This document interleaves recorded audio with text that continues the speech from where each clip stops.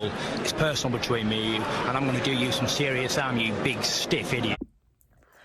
The Untouchable True School Sports Empire proudly presents something the boxing games are missing. Hey, what's going on? It's your boy BT, and I came here to talk some boxing with the thousands of True School Sports subscribers. All right, so last video in this setting before I go out into the frozen tundra of upstate New York. Listen, man, I didn't get a chance to watch the whole Pro Box card, and I still haven't watched the whole card in its entirety from the other night. But there was this one fight, I was getting phone calls about it. I was getting messages about it, and it concerns someone that I have a deep affinity for as far as a fighter. Because I feel like I've been privy and I've seen a lot of his journey play out before most of the boxing world even knew who he was, and that's none other than Najee Lopez. He had a fight on Pro Box this past Wednesday against a very tough, very crafty, very rugged Argentinian, Marcos Escudero. Now, I've had people on my lives say that they believe that the fight was a robbery. I've had people call me and say the fight was a robbery. So I didn't have an opinion on it because I didn't watch the fight, but I went ahead and I watched the fight. And, man, first and foremost, let me just say this, man. Marcos Escudero, my tip of the cap goes to him because every time I see him fight, he comes to fight. I'll tell you guys what I scored the fight, and I'll tell you how I got to my conclusion. So my final scorecard for the fight was 95-94, Najee Lopez. I thought Najee Lopez just edged it out. Luckily for Naji, there was a slip that they later ruled a knockdown. The commission later reviewed it and ruled it a knockdown. So that's what got the 95-94 scorecard with me. Otherwise, I would have had a dead even a draw. It was a very difficult fight for Najee Lopez. I feel like early on in the first couple rounds, he was the more effective, sharper puncher. But then once he got to about round 3, 4, 5, 6, these rounds, these middle rounds, you saw the veteran experience of Marcos Escudero really play a big role. I felt like his punches were shorter. I felt like he was making Naji miss by inches, and he was just really, really crafty. So you take someone who's really crafty, and then you add a guy with some punching power who's got some thump in his hands, and you got a tough challenge in front of you. And Najee Lopez, this is really the first time in his career where I've seen a fighter neutralize his speed, neutralize his reach, push him back. It was a great learning fight for him. A lot of times, this is why I want to tell you guys something. These are the kind of fights for prospects, upcoming fighters, these rising stars that you want to see them. And I always complain about fighters that get matched very soft and don't fight fights like this and get these learning experiences. And this is the kind of fights I'm talking about, where fights where the prospect doesn't look the best, where he's asked serious questions and gives us some insight into just where he's at in his career. So is Najee Lopez still a rising star in the light heavyweight division? Yes. Is he someone that I still think has world championship potential? 100%. But is he ready to completely be fast-tracked to a world title? I don't think so, and that's okay. That's okay. There's still things to work on. There's still some things to clean up because he was getting very long with his punches. And this is a guy in Escudero who didn't have the speed of Najee Lopez. He didn't have the understanding of he didn't have the athleticism of Najee Lopez, but he had the understanding of positioning. He was awkward. He had a way of changing his guards to show different looks.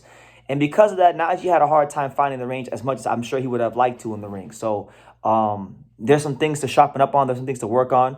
But what I will say is this, when there were many rounds in the fight where when Marcos Escudero would land his shots, if he made any mistakes, because there were times where Marcos Escudero would come with just a 1-2 down the middle, and then he would pull straight back out. Anytime he pulled straight back out or had any sort of defensive lapses, I thought Najee Lopez did a great job of being able to kind of take the play a little bit away from Escudero. Every time Escudero looked like he was going to dominate a round, Najee would steal the moment from him and take the play away from him a little bit by landing a big, sharp right hand or left hook or a punch to the body.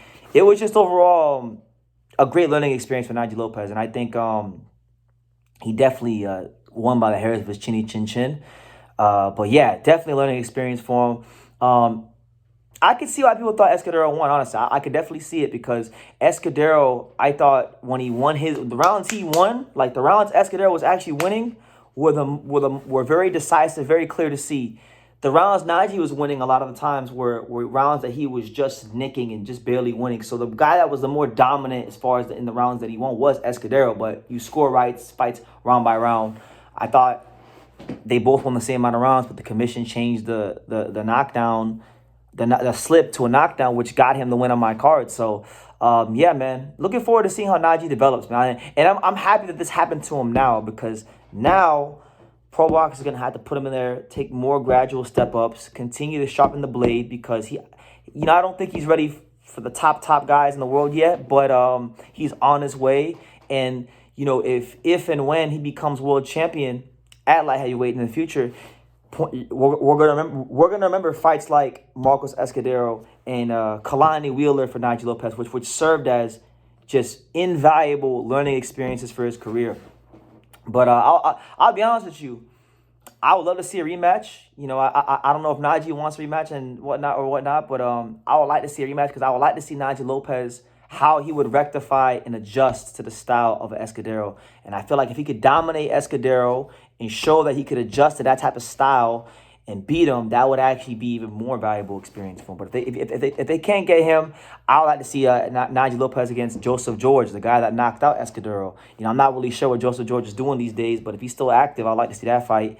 But yeah, no, listen, Najee, I thought was very gracious in his victory. What's crazy is even he said in the post-fight interview that he didn't think that the slip that was really knocked down was a knockdown when he was in there. So even by his own admission, it wasn't a knockdown. So really, if you wanted to go by that logic, maybe on my card, at least only on my card, it probably was a draw. But yeah, good for Najee to get this experience now. It's good that I'm sure that the matchmakers will look at this and they'll say, you know what, let's pump the brakes a little bit and let's take some time to sharpen the blade and get those things right on Najee, because I still think he's an enormous talent, and he's gonna be a guy that's gonna be a big factor in boxing in the lightweight division for many years to come. But I love Escudero, man. Escudero always, every time I see him fight, he never disappoints. He always puts on a good fight. So I hope Pro Box continues to bring him back, because he went in there with one of the top prospects in the division and made him look made him look ordinary. Like, Najee Lopez didn't look like a special fighter when Escudero fought him.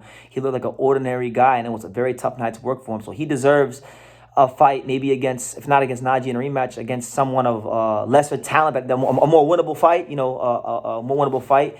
And I like to see Escudero in there with some guys that he could actually beat and maybe get a chance to build himself up a little bit, because he's fun to watch. He's got that awkward Argentinian rhythm, and he's got heavy hands, and he's just fun. He's a quality fighter. So yeah, I had a 95-94 for Najee Lopez.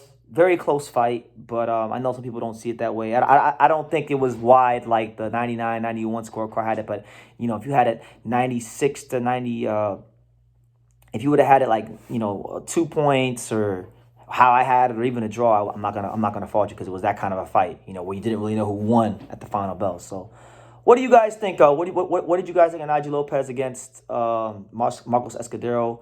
Leave your comments down below. Make sure you guys take the time to subscribe. And like I say in every single one of these videos, you can love me or you can hate me, but I'm just a kid from dang it. So until next time, take care, guys.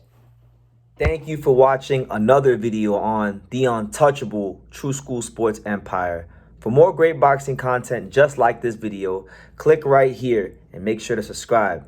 Much love from sunny South Florida.